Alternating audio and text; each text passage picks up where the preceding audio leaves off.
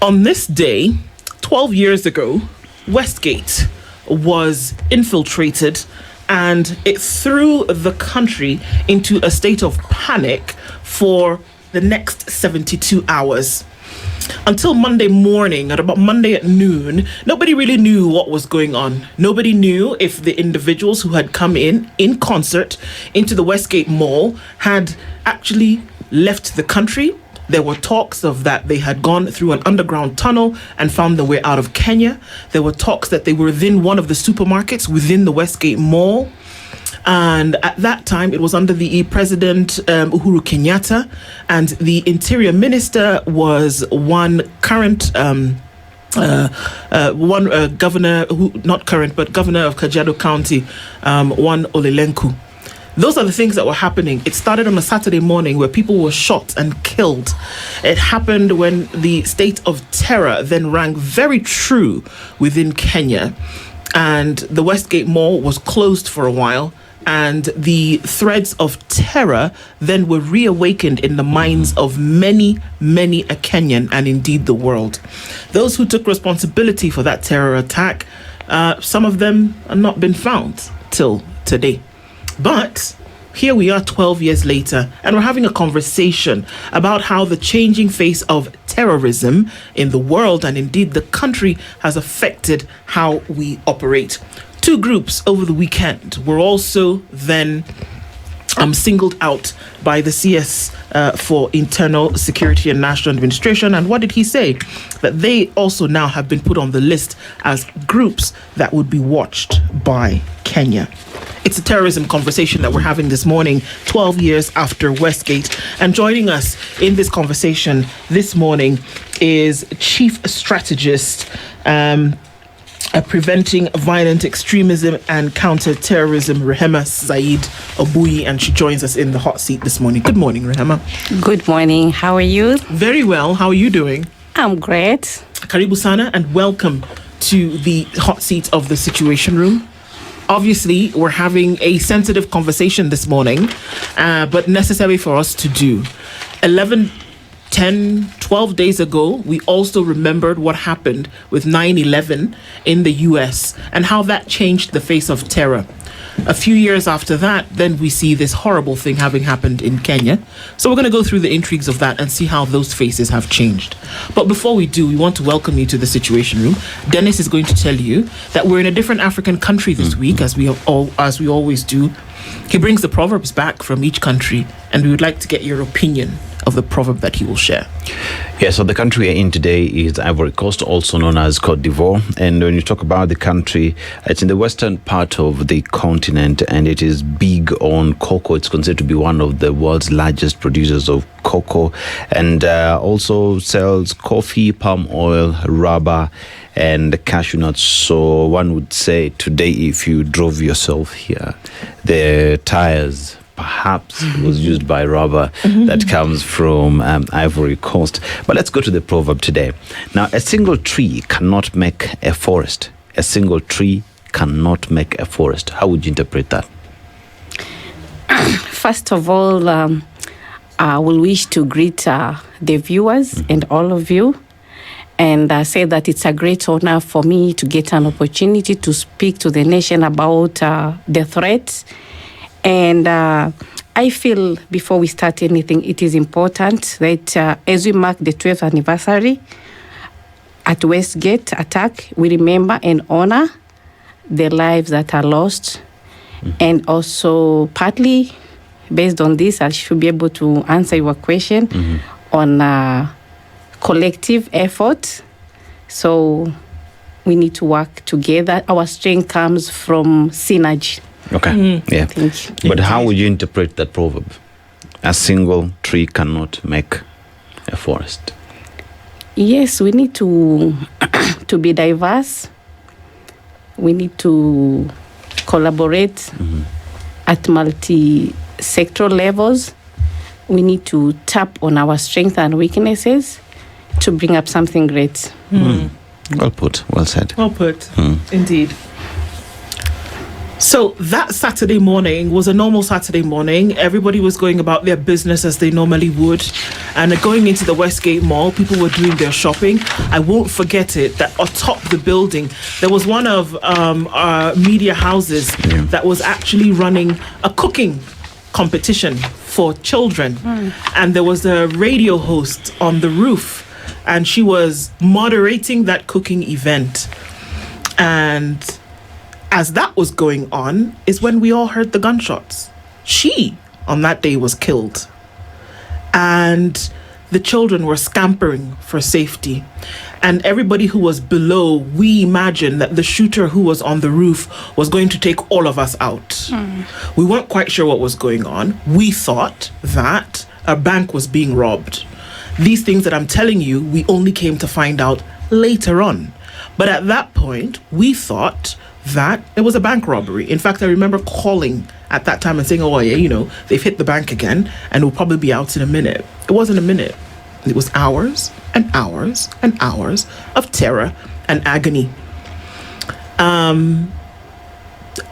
We had to leave vehicles behind. We had to carry children. We had to step over, bodies. It was a horrible, horrible thing to experience or start to imagine. And this was in a similar nature to things that we have seen before. But what was very clear is that terrorism was still alive at that time, and maybe in many cases is today. 12 years after Westgate, and I mean, you can't begin. We have one sitting senator who many say was a hero on that day in terms of people whom he saved or tried to get them to safety before the wrecking squad and all of these other people came in. But it then made people very scared in terms of going into major buildings or going into crowded spaces, because Kenya was a target for terrorism. 12 years later, can we look at this again and ask ourselves, or ask you in this case, how things have changed as concerns terrorism and where Kenya's strategic position in all of this is? Thank you so much. And I can attest to you that a lot has happened at multiple levels, from local, regional, and also at the global level. First, we can look at how we've been able to strengthen collaborations in terms of how multiple security sectors work together. Strengthening intelligence and coordination, because part of the gaps was poor coordination, and poor coordination will entail various aspects, including poor sharing of intelligence, and also the early warning. And I will also say that maybe at that time, terrorism was being viewed more as a securitized threat, and there was less involvement of communities. From where I sit at policy level, I believe that intelligence comes from the community. They are the powerhouse in terms of sharing intelligence. So I believe we've been able to work in a more coordinated way. And the shifts are towards seeing terrorism not only as securitized hard power, but we derive strength from the different segments, the community. So it is more of also looking at it from the regional perspective. We look at it as a transnational threats. We can look at border security, issues to do with border security, how vigilant are we on our borders, and also strengthening on security and community resilience. We be more proactive. Not reactive. And also, I've mentioned about at the regional level, for example, we have the IGAD Center of Excellence. We have the AU. and many other regional bodies, ECOWAS, that are working in coordination. I've mentioned about the joint operations, and we look at it from multidimensional, the different levels. For example, we can look at we don't just look at it from layman's language. Look at it, for example, maybe the synergy at the regional. We get very deep in our analysis. For example, the synergy between terrorism and organized crime. And I think the list is long in our analysis, but it's more of, if I'm to recap at this point, it's more on strengthening capacity building and community engagement, and strengthening on community resilience, and also looking at the emerging trends and looking at it also from a gender lens. We also look at the unique perspective different stakeholders can bring on the table, including women. I think let's talk about the radicalization that the country has seen over time. You look at terrorism in the country, and there is the talk about Al-Shabaab, and one would have discussions on how radicalization has happened, especially from the northern part of the country, and pretty much just across the country. And you find that you've mentioned about gender and how women have been used to propagate terrorism in the country. So from where it is you sit, has the country in fighting terrorism in the country managed, first of all, to include communities in terms of intelligence and to be part of the fight against terrorism? Because remember, today it is very common for you to enter a building and you're frisked. It became a norm in the country, but before, people would just walk inside a building because we trusted each other like that. So are we saying the country and the people have consumed what terrorism is and are playing an active role in fighting it? Yes, I will say that perfectly, because after the Westgate attack, the different units that were created, for example, we have the National Counterterrorism Center, that is the central body that moderates work for the community. So through the National Counterterrorism Center,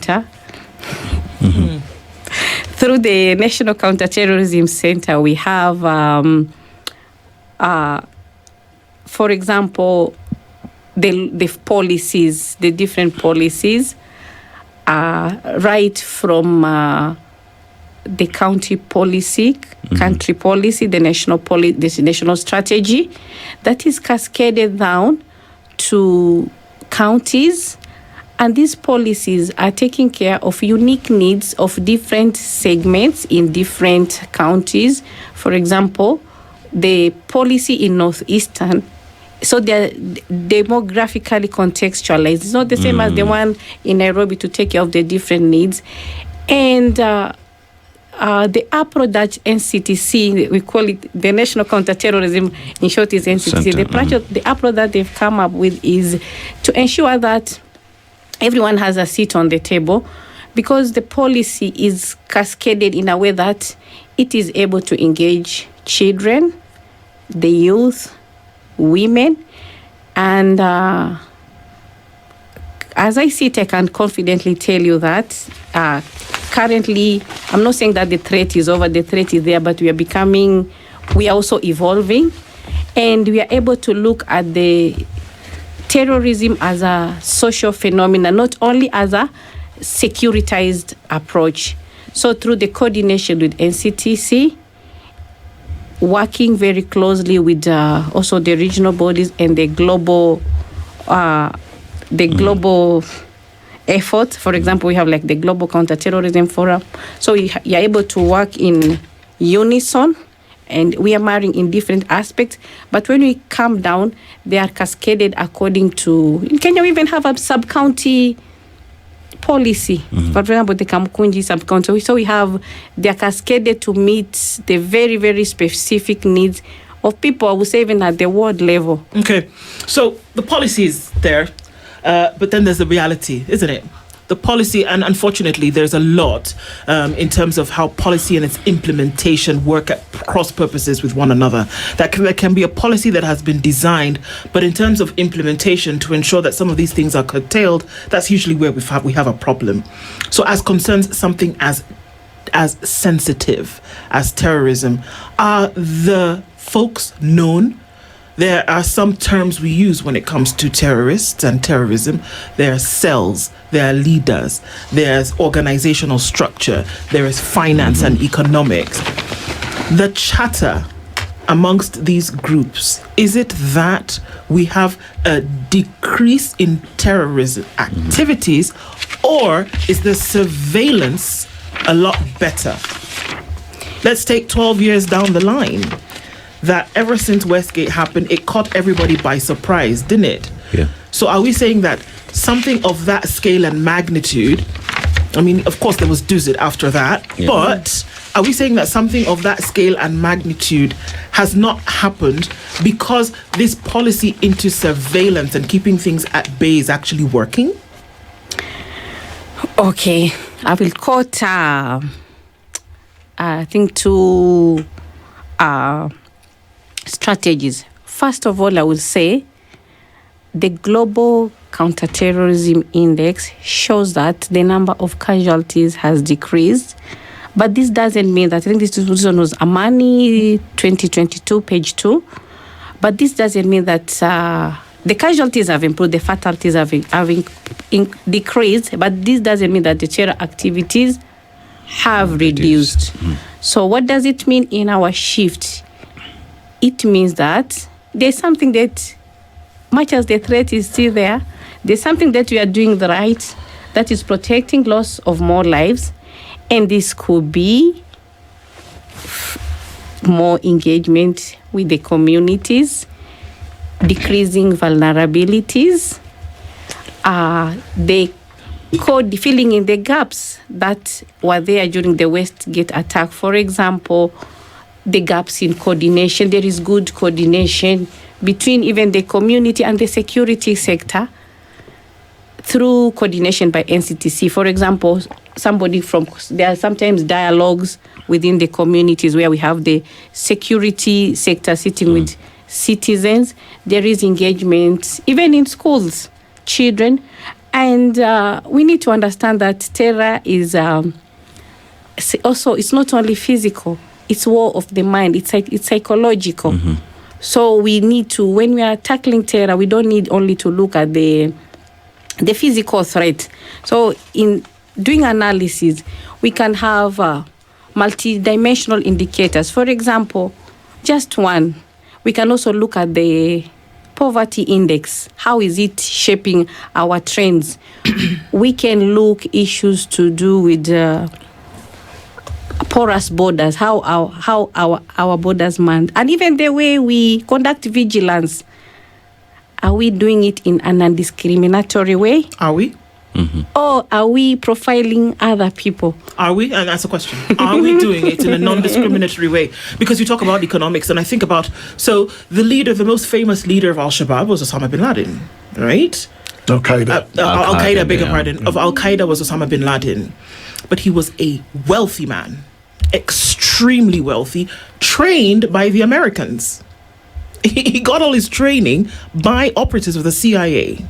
He was intelligent, impeccably so, very wealthy, and was able to recruit, and I believe Al-Qaeda still recruits until this point. But they are on the radar of anti-terrorist organizations. They are on the radar. They have an idea of what they are doing. Al-Shabaab, every time something happens, they claimed responsibility for Duzit. Yeah. They claimed in part responsibility for Westgate. Even Garissa University. In Garissa University, they claimed responsibility. They come out into the open and they say this. So it sometimes seems as though anti-terrorism effort is quiet. And I remember one professor who says, you know what? One thing that we can't do in the fight against terrorism is be quiet about the effort, because terrorism comes loud with bangs and gunshots and fire. And it is not, terrorism does not take into consideration the feelings, the psychology of the people that it kills or maims. I remember the next time I went into a mall after Westgate, the lights went out and I had a shopping cart. The lights went out. I left the cart where it was. I made a beeline for the parking and I left. I didn't come to my senses until later because in my mind, I did not want to relive, even for a minute, what happened at Westgate. So yes, it plays on the psychology of people. And it is a psychological war as well. But the question is, the fight against terrorism cannot be in policy and on books only. And that's what I'm asking. Have we left the policy and actually gone into the practice? Are there more cells operating? Is Al-Shabaab still very alive in Kenya? Are there things that are thwarted on a daily basis? Has intelligence sharing improved? Is it better? Let me start also responding. Or have the terrorists decided that they're not coming to Kenya anymore? Let me start also responding to you. He started with a proverb, and I'll also start responding to you with a proverb. It doesn't mean that when you shout the loudest, that is when you are working. There is a lot that is going on at multiple levels, and policy maybe is just part of the effort in guiding, because I told you we are working in synergy and we are putting in different expertise and we have to be guided. So maybe policy is just for guide, but through, let me start from the local level. From Kenya, through the National Counter-Terrorism Center, we have youth engagements. And I started by mentioning about, for example, I told you in Garissa, they have their strategy and they're working closely with the county government. So maybe you will want to, and I mentioned something about we should not see it as a securitized. In fact, if anything, you were talking about the loud bombs. We should not think about the loud bombs. We need to work. We are working smart. That's what I would tell you. We are working smart. That's why you are seeing a decrease. If you look at the index, you see a decrease in casualties. We are working smart by using soft voices. We are not shouting at each other. We're using soft voices. Dialogues. Soft voices means dialogues in communities. With who? So through the nation, so there's something called whole society, whole government approach that is coordinated. In Kenya, it's coordinated by the National Counter-Terrorism Center.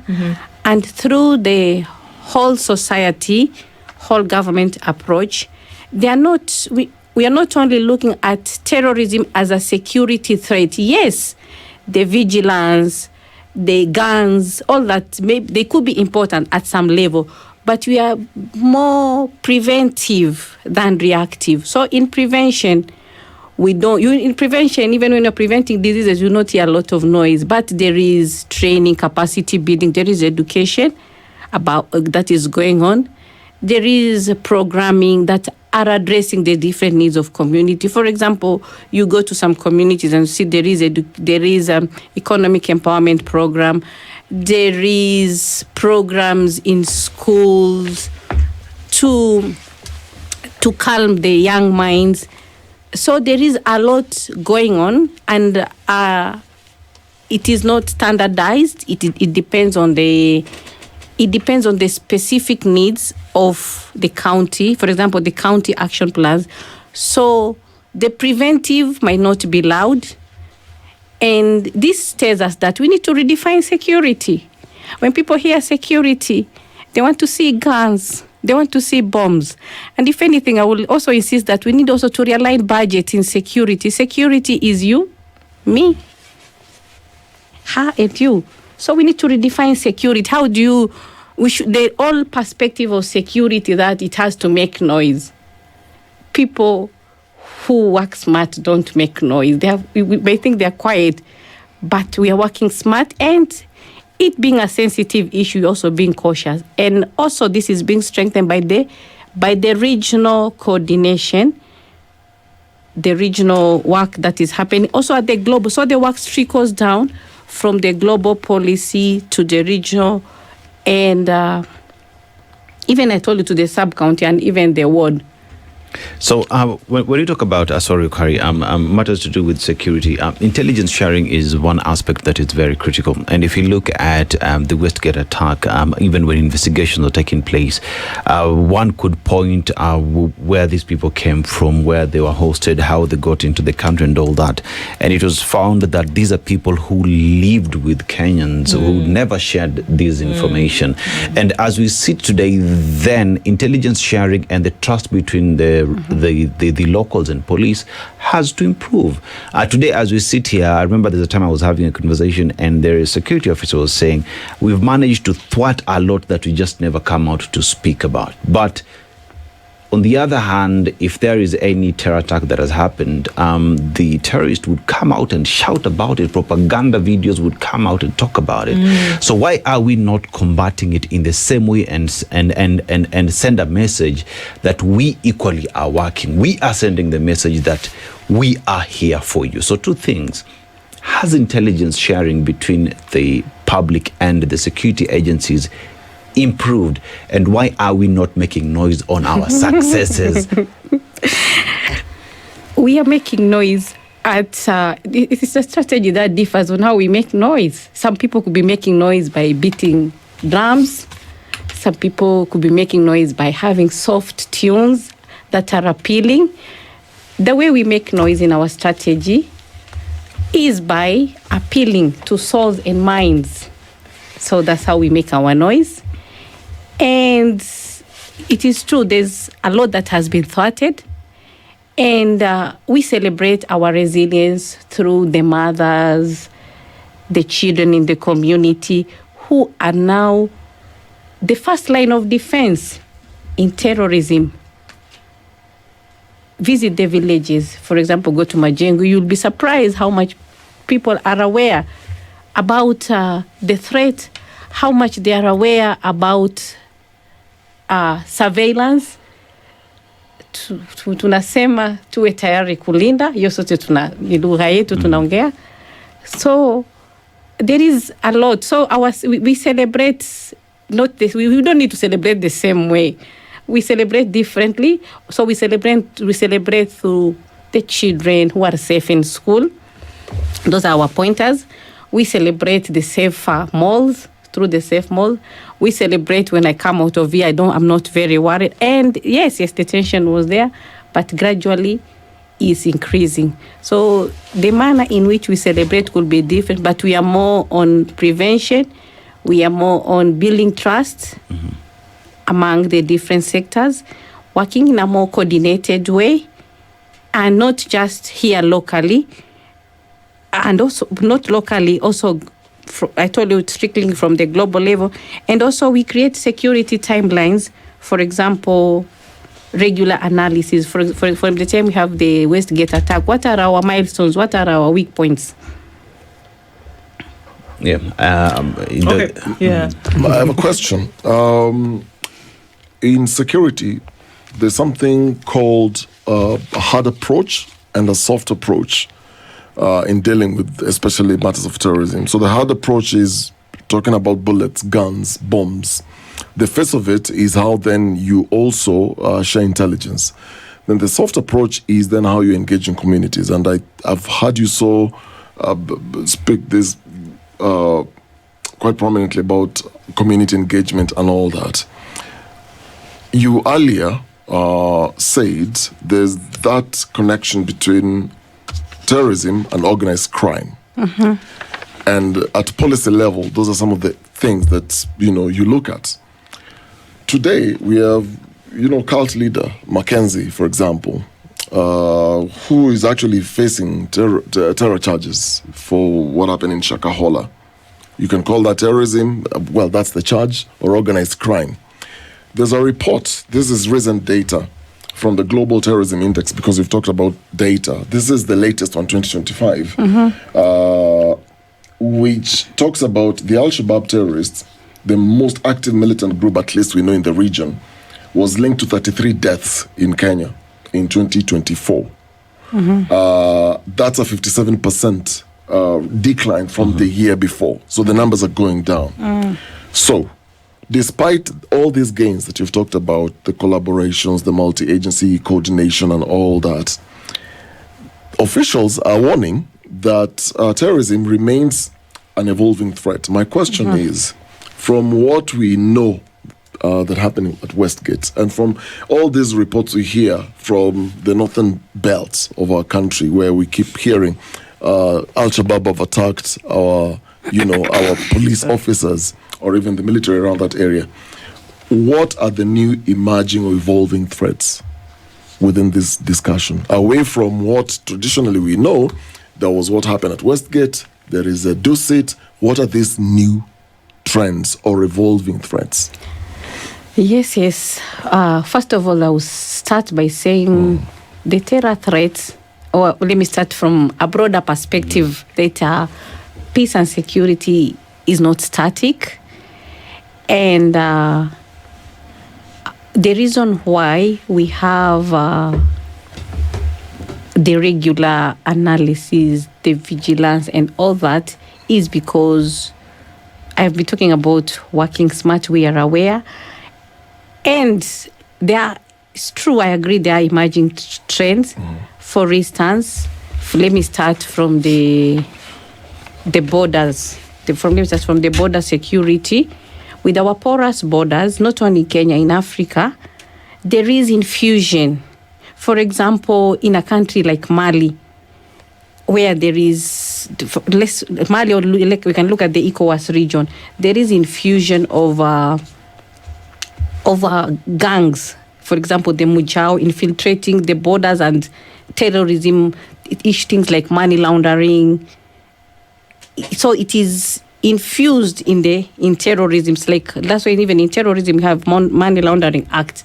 So that infusion of, it's like we are here, maybe we are making noise because we want tea, but he joins the noise. He doesn't want tea, he wants something else. So there are people, the gangs, they infuse the terror group, but maybe sometimes it is, for example, illicit economies, illicit trades, human trafficking, all that is intertwined.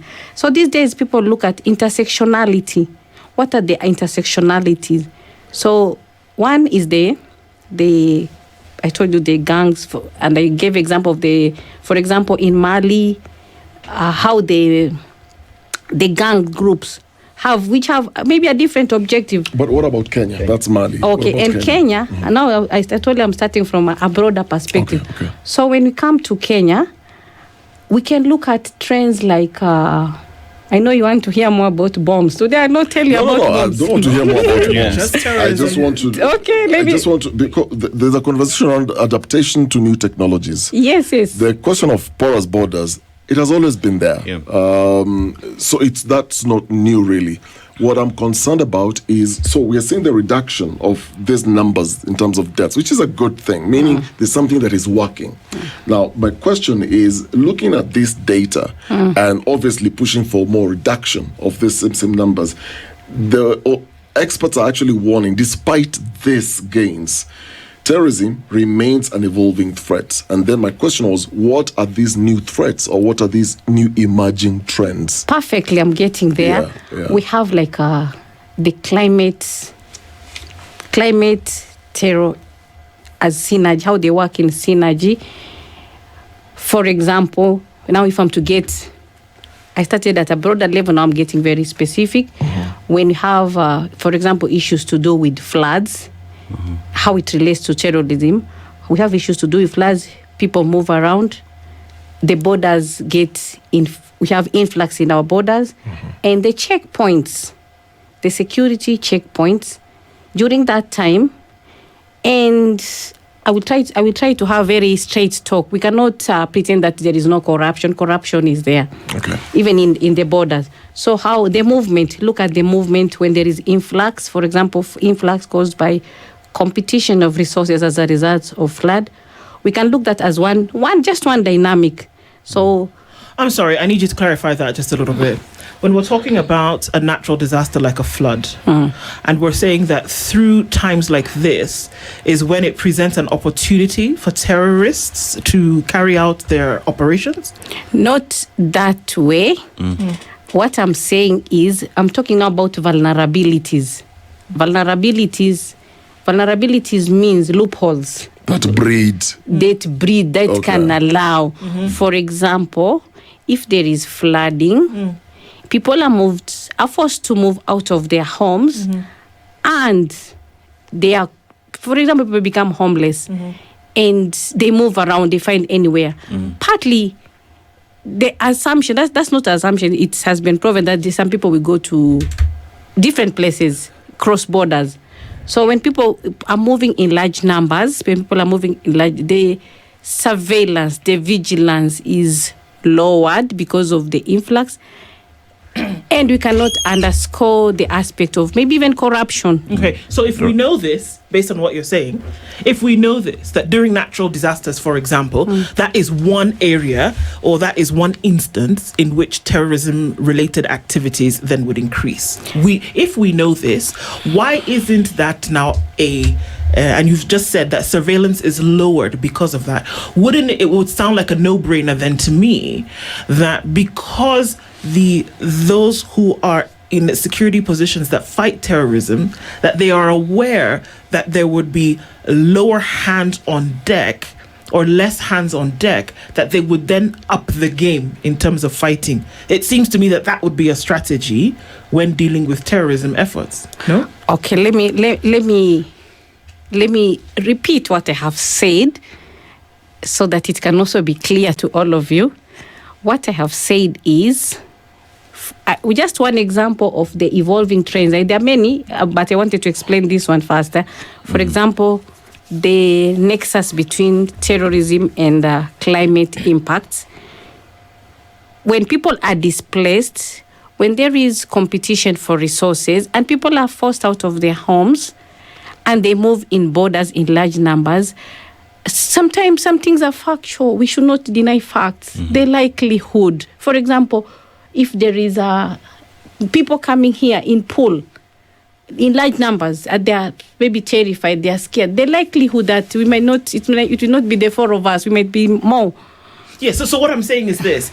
If 12 years after such a big thing in Kenya happened, I mean, we have examples all over the world. 2002, for example, Guantanamo Bay was established by George W. Bush's administration to counter terrorism. Guantanamo Bay kind of, held until 2011. And then the president of the day said, you know what, we're going to use this thing to ensure that those who even imagine that they would be caught, suspected, caught red-handed, even if there was a whiff of something, they were all carted off to Guantanamo Bay. Whatever happened there, until today, we're still told the horror stories of Guantanamo Bay. But it set a precedent. It set a precedent that the war on terror was being taken to the doorstep of terror, because they were now aware the different circumstances under which this terrorism could be lived out and practiced. Now, I understand the examples that you're giving. My question is, if this is common knowledge, that during times of environmental crisis, during times of climate issues, that the likelihood of terrorist activities would increase, isn't the surveillance aware of that? Shouldn't we be saying that now we realize that during these times of environmental crisis, that is when the possibility of terrorist activities could increase, and therefore the security agencies are more attuned to this, and this and this and this is what they're doing? I would expect that that's where we are today. Yes, and it is. When you are safe, when you see yourself and myself and many other people safe, I'm telling you, my sister, there are people who are working around the clock, including myself. There are people who are working so hard, but I don't know why we've been trained not to make noise, a lot of noise in terms of... Because from what I understand, it's what the terrorists want. The terrorists, just the study of it, it's a short course done in it, is that terrorists want it. That's why when the terrorist activity has taken place, somebody doesn't take a day before they say, yes, it was us and we did it. They don't hide because it thrives in the openness. So to be able to shut it down, anti-terrorist groups have said many times that they keep it quiet because terrorism needs a space where it is out in the open for it to continue thriving. I don't know if you've heard that. Yes. Let me connect with him, then I come to you. Then I'm all here for you. You can consume me as much as you wish. Yeah. So let me first finish with him, and then I'll come to you. I know there was somebody who was to join me, so I'm taking it all. Okay. So when it comes to the evolving trends, we have also the cyber aspect of terrorism. We have the online spaces where there is propaganda, there is misinformation. And how this is handled is through programs such as coming with the counter narratives. So that is one of the evolving trend in security. We have the cyberspace. I'm not an expert here in all aspects. In terrorism, there are different experts. There are those. So maybe you'll find my strength more in where I am, but I can. Policy? But I have knowledge. I have an idea what is happening because we work in coordination. Okay. But I may not be able to give you very specific. I don't want to quote something that I'm not an authority. Okay. Yeah. So from where I sit, there is a lot of that is happening in terms of counter narratives to counter the propaganda and the misinformation. So that one is one of the evolving trends. And as she said, yes, they are smart, but we are also working smarter. And every day we anticipate a new dynamic. We anticipate a new dynamic, and we are ready. We are ready. There was a time, I've covered enough of terrorism stories. There was a period where the common thread you'd find in terms of, because my question is towards radicalization and how that then is handled and how the communities are involved. Before, we had what then we would refer to as preachers then who are being financed for the propaganda that we've just talked about, and then radicalizing very, very young, vulnerable youth into joining some of these outfits, and in this case, Al-Shabaab. So you don't see a lot of that today, where it's very, very public, compared to a few years where we had the Abu Drogos of this world, where we had the Makaburis of this world, and other preachers who openly were radicalizing young people. They're not there anymore. So now the idea that then you have people online, you have a lot of young people online, and I'm drawing this because earlier you talked about going broad. When ISIS then came in, ISIS were very heavy on of the internet. They were very heavy on radicalizing a lot of young people through the internet space.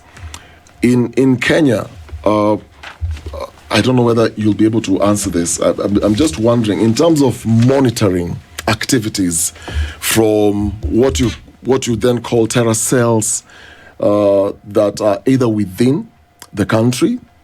And I remember there was a time the former CS, Fred Matiang'i, once said that the number of terror activities that the government, in a week, especially in Nairobi itself, that they manage to handle. If then we will be told, if the government will make noise about this is what we did with this group, that we found some young men doing this is what we did, nobody would live in this city. We will all run away because it will be too scary because of the sheer numbers of what they handle. I'm just wondering, in terms of radicalization, because you're still tying this to organized crime, and you're saying there's a correlation. You talked about climate change as well, floods, and people moving to different areas. So in terms of radicalization, are we seeing a shift in terms of the people being targeted or how they're being targeted? Is there a change, and how is the monitoring being done? I will respond to you partly where I can. Okay. In terms of radicalization, there is a shift. Why this is happening is because we have, when I say we. Multi-agency. Yes, multi-agency, because we are working together. We have empowered our youth. And even now, when it comes to terrorism, the security agencies, the ones we call the hard power, are now attuned to the soft power. They are working closely with the communities. We sit on the tables. They sit on the tables with the youth. They talk with the youth. They have dialogue. And as I mentioned previously, we cannot, let me now put it different, we cannot kill an ideology with a bullet. We should not, as a nation, we should not create more fear to our people. Why? For example, as a mother, why should I tell my children of the threats that are surrounding our house? I should not. If anything, I should caution. So the government is right when they are not giving the statistics. That is the right way. Why should we affect our people? Because we need our people to be productive. I told you about the poverty index. We need our people to work. If just look at the mandamanos, people hear the mandamanos, people don't go to work. And if every day we will reveal people, the hard power or the intelligence will reveal the threats, you will not be here today. So I like, and the rationale of terrorism is to instill fear. One, to instill fear, to destroy the social fabric, and to destroy trust among us. So in cushioning, in handling that information, the statistics, I support that in a very insecurity, you don't disclose everything. In handling it in a very sensitive way, it is good because you're protecting our people. The terrorists want to instill fear. Why should we instill fear in our people? Let our people work. Let's build the nation. Let our children go to school. And let those who are mandated to handle the threats. So we should not grieve. For that information, to get that information. So, Rehema, I've been to that multi-agency. There's one, I don't know whether it's still there, in Embakasi, where there was the military intelligence. Yeah. You have the Kenya police. Then you've got, for example, Kenya Red Cross and all other services that offer help in the event that an attack happens. The intelligence as well. I've been to those. I've been around those conversations, and I've been where they were doing this setup and how then the multi-agency was going to work in synergy. But the question that arose then, this is a few years ago, and I think the question is still relevant today, is in terms of budgeting. Budgets. Yes. Is there, because monitoring, countering narratives, propaganda, collecting intelligence gathering, all this require funding. And I know there are programs where, for example, Kenya gets assistance from the United States, for example. There are collaborations with other like-minded countries. But what's the situation currently? Is there adequate budgets? I don't know, again, I don't know whether I'm throwing this as a hard question to you, whether you'll be able to not necessarily give numbers, but from your perspective, when you are sitting together, all of you, and you're sitting together, you've got different needs, different requirements. Is there funding that's going into a lot of these programs? The reason I ask this is, I was in Bonny Forest several years ago with the Kenya police, and we were deep inside the forest. And we were generally investigating the infiltration of Al-Shabaab into the forest. And what then we found at that particular police station, Bodei police station, to be precise, there was no equipment. They didn't have enough police officers on the ground at that time. And the police station was not even fenced. And there were a lot of budget issues, the morale issues. And that was the situation then. Have things changed now? Can you say that besides sharing information, also resources are coming and they're assisting?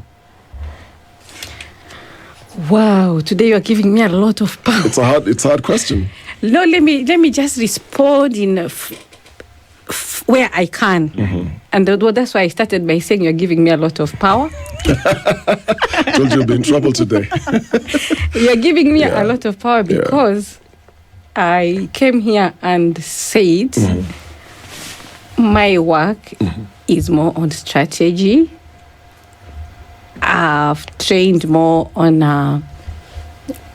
my career mostly is generally on security strategy. Okay.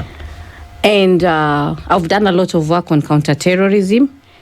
And so the different challenges that are happening, I know the challenges that are happening in Bonny Forest, But the budget allocations in Bonny Forest, I cannot answer. I used that I was using that as an example, Rehema. My question was, because you're a chief strategist preventing violent extremism, counterterrorism, and all these things. So at policy level, because you talked about collaborations with all these other agencies, are there conversations around budgets? Are the budgets enough beyond sharing of intelligence, reports, working together, collaborating? Is there a flow of resources that is coming to these different agencies from your perspective? Okay. Yes. In our lives, we can never say that it's enough. Mm-hmm. But to be honest, we have support because of the multi-sectoral collaboration. Yes. And support is not only monetary. Support comes in different forms. For example, the IGAD Center of Excellence, for example, I'll give an example, or their programs such as the WISE, Women Without Borders. They will invite maybe women or people from other areas, and they engage them in capacity building through their budget. Isn't that support, or it's support? That is support. That's support. That's good support. So that is support. And I know there are conversations, I'm not sure how much they're confirmed, but even of budget realignments. For example, we've seen that we need to, we don't always need to fight. We need to also come together, strengthen our bonds, strengthen our trust. That's why we can see ATPU sitting with the youth. We have the DIF day, and we don't call it now anymore police force. ATPU is arresting them. No, there's people who've been charged with terrorism in cells today. But anyway, yes, it depends with the level. If it is there's something called proportionality. If it is a higher threat, then we cannot compromise the integrity and security of our nation. Yeah. So if we look at the proportionality and you see that it is high, then do we save one person or we save 1,000 people? So in security, there's something called proportionality. So if if it's a national threat, yes, it's right when they are arrested. Okay. So we can complement one another in different ways. So there are issues to do with budget realignment. Sometimes we have maybe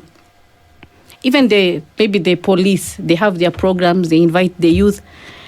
So in kind, can say in kind. Mm-hmm. In kind grant. So I would say it comes through different forms, and I cannot authoritatively tell you, for example, this is what this sector does, but there is that kind of support through in-kind grant. There is also direct grant, and where there are gaps, I think it is normal, and maybe people are working on them. Sometimes we don't get 100% at once. Yeah, you'll get there eventually. We get there eventually, but there is a lot that is going on, and this is manifested through the safety that we experience. Yeah. Indeed. I think we need to go back to your question very precisely. We can't at this point because our time actually has come to an end. Just being able to look through some of these issues around terrorism and what has happened Westgate 12 years later. We want to thank you so much for joining us on this conversation this morning. Rehema Zaid Obuyi is a chief strategist preventing violent extremism and counter-terrorism. And our time has come to an end on this, unfortunately. But we want to thank you for being here with us this morning and say a big thank you for that. This is the Situation Room, the only way to start your day.